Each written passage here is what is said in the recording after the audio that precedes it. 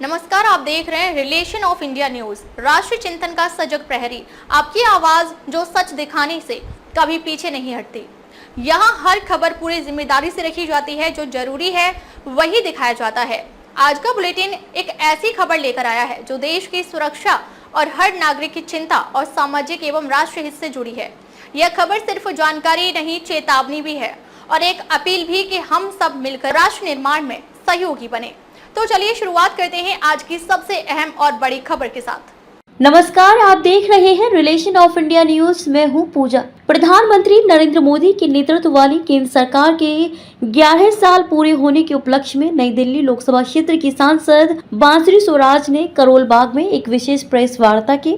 इस दौरान उन्होंने सरकार की प्रमुख उपलब्धियों का जिक्र करते हुए कहा, अब तो सिर्फ शुरुआत हुई है। इस मौके पर विधायक शिखा राय, अनिल शर्मा, हरीश खुराना, नीरज बसोया समेत जिलाध्यक्ष करोल बाग वीरेंद्र बब्बर, नई दिल्ली जिलाध्यक्ष रविंद्र कुमार भी उपस्थित रहे। 11 साल देश की जनता या हिंदुस्तानी के लिए गौरव के 11 साल थे। इस 11 साल में देश ने अनुभव किया कि एक मजबूत सरकार क्या होती है। इस देश पर जब जब आपदा आई, चाहे वो कोरोना काल हो, चाहे वो पड़ोसी देशों के द्वारा इस देश को डिस्टर्ब करने की जो लगातार रणनीति रहती थी, हमारे सैनिकों को मारा जाता था और केंद्र से उन्हें कहा जाता था कि आप सफेद झंडा दिखाओ, हम बातचीत से इस समस्या का हल निकालेंगे। देश की जनता, देश की सेना, देश का किसान, देश का जवान, हर व्यक्ति में एक कॉन्फिडेंस बढ़ा। कोरोना काल के दौरान देखेंगे तो किस प्रकार से मुफ्त वैक्सीन लगाई गई और पड़ोसी देशों को देखेंगे तो उन्होंने एक मारा तो हमने घर में घुसकर मारा, जिससे ये साबित हुआ कि छेड़ोगे तो छोड़ेंगे नहीं। और जो दिया उसके बाद जो देने जा रहे हैं, मैं कहना चाहूंगा जो बड़े बड़े जो हमने हाईवे बनाए हैं उसके ऊपर लोगों को लगता था कि टोल टैक्स शायद बहुत ज्यादा है, परंतु 3000 रुपए की योजना जो नितिन गडकरी जी लेकर आने वाले हैं, जिससे 3000 रुपए में आप कहीं भी आ जा सकते हैं, लगभग 200 यात्राएं कर सकते हैं, वो निश्चित रूप से बहुत महत्वपूर्ण उपलब्धि होगी। क्योंकि हाईवे को कई बार लोग इसलिए यूज नहीं करते थे कि टोल के पैसे उनको लगता था बहुत ज्यादा है। अब आप कल्पना कीजिए 3000 रुपए में 200 यात्राएं, कहीं भी जाए कहीं भी आए। मुझे लगता है ये बहुत बड़ी हिंदुस्तान की जनता को आदरणीय हमारी मोदी सरकार की देन है। आपका अपना कीमती समय निकाल करके आए, आपका पुनः बहुत बहुत आभार। दीदी ने बताया जिस प्रकार से 12 लाख रुपए का इनकम टैक्स रिबेट पर मिडिल क्लास के लिए बहुत बड़ी। इस प्रेस कॉन्फ्रेंस में करोल बाग भाजपा जिलाध्यक्ष वीरेंद्र बब्बर, नई दिल्ली भाजपा जिलाध्यक्ष रविंद्र चौधरी, विधायक उमंग बजाज, विधायक शिखा राय, विधायक नीरज बसोया और विधायक अनिल शर्मा समेत कई पदाधिकारी मौजूद रहे। सांसद बांसुरी स्वराज ने कहा कि मोदी सरकार का 11 साल का कार्यकाल केवल राजनीतिक नहीं बल्कि राष्ट्रीय मूल्यों के पुनर्जागरण की मिसाल है। 11 साल बेमिसाल मोदी सरकार के 11 साल के कार्यकाल।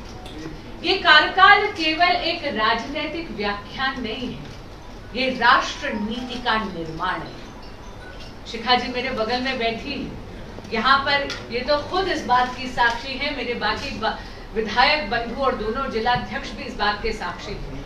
आप सबको याद होगा कि 2014 से पहले कश्मीर की भूमि पे अगर आप तिरंगा जाके फहराना चाहते थे तो वो अपने आप में एक चुनौती बन गया था।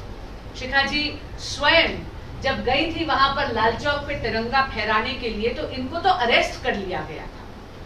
लेकिन अब अगर आप मुड़कर देखते हैं तो 2014 में जब भारत के देवतुल्य मतदाता ने आदरणीय प्रधानमंत्री श्री नरेंद्र मोदी जी को इस देश का प्रधान सेवक चुना, तब से लेकर अब तक 11 साल में ये बदलाव आ गया है कि जब आप चेनाब रिवर पर विश्व का सबसे ऊंचा रेलवे आर्च ब्रिज उनके कर कमलों से इनॉग्रेट होते हुए देखते हैं तो हाथ में वो तिरंगा लिए जम्मू कश्मीर की पावन भूमि पे उस रेलवे आर्च ब्रिज की लेंथ और ब्रेड्थ नापते हैं। मित्रों, ये केवल बदलाव नहीं है, ये भारत के मनोबल का बदलाव है और ये है 11 साल बेमिसाल।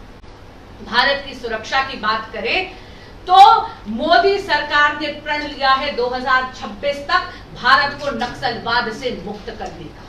आज आप जानते हैं कि 60 डिस्ट्रिक्ट पूरी तरह से नक्सलवाद से फ्री हो गए हैं, मुक्त हो गए हैं। इसी तरह आप ये भी जानते हैं कि जब जब भारत की सुरक्षा पर पाकिस्तान से स्पॉन्सर्ड आतंकवाद ने हम पर आघात करा है, तब तक मोदी जी के कुशल नेतृत्व में हमारी आर्म्ड फोर्सेस ने जाकर पाकिस्तान के घर में घुसकर आतंकवादियों को मारा है। उरी के बाद हुई सर्जिकल स्ट्राइक के साथ साथ हाल ही में हुआ ऑपरेशन सिंदूर ये तय कर दिया है कि उसने ये तय कर दिया है कि भारत की मोदी सरकार के कुशल नेतृत्व में भारत की जीरो टॉलरेंस है टेररिज्म के खिलाफ। मैं जानती हूं कि 11 साल बेमिसाल में आपने कई प्रेस वार्ताओं में पार्टिसिपेट करा है, लेकिन आज इस प्रेस वार्ता में आपको मैं अपना अनुभव भी बताना चाहूं।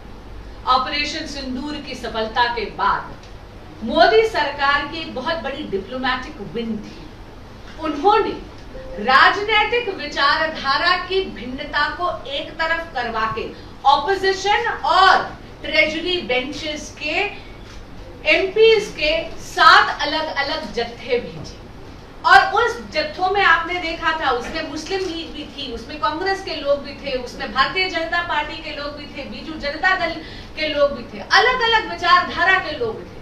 उन्होंने कहा कि नक्सलवाद से मुक्ति की दिशा में अब तक 60 जिले मुक्त हो चुके हैं, जबकि ऑपरेशन सिंदूर के बाद आतंकवाद के खिलाफ भारत की नीति को वैश्विक समर्थन मिला। कोविड काल में भारत ने 48 देशों को मुफ्त वैक्सीन दी। G20 अध्यक्षता के दौरान अफ्रीकी संघ को स्थायी सदस्यता दिलवाना भी भारत के नेतृत्व में संभव हुआ। UAE दौरे को याद करते उन्होंने कहा कि मोदी इंदिरा गांधी के बाद पहले प्रधानमंत्री हैं जिन्होंने वहां जाकर प्रवासी भारतीयों का सम्मान बढ़ाया। महिलाओं की भागीदारी का जिक्र करते उन्होंने बताया कि जनधन खातों में आधे से ज्यादा महिलाओं के हैं। मुद्रा योजना के तहत 68% ऋण महिलाओं को मिले। लखपति दीदी योजना का लक्ष्य अब 3 करोड़ किया गया है।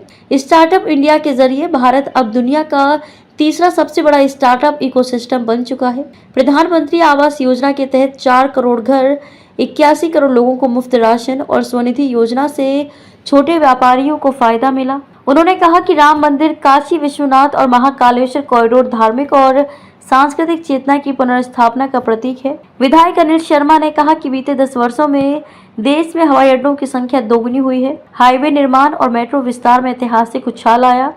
वहीं विधायक हरीश खुराना ने दिल्ली में केंद्र की योजनाओं आयुष्मान भारत, इलेक्ट्रिक बसें, यमुना सफाई के क्रियान्वयन पर प्रकाश डाला। कार्यक्रम के समापन पर सभी वक्ताओं ने मोदी सरकार के 11 वर्षों को सेवा, सुशासन और राष्ट्र निर्माण की नींव बताते हुए कहा, अब रफ्तार और तेज होगी। रिलेशन ऑफ इंडिया न्यूज के लिए अशोक कुमार निर्भय के साथ मनोज सलूजा की रिपोर्ट। आगे भी खबरों का सिलसिला जारी है, देखते रहिए रिलेशन ऑफ इंडिया न्यूज।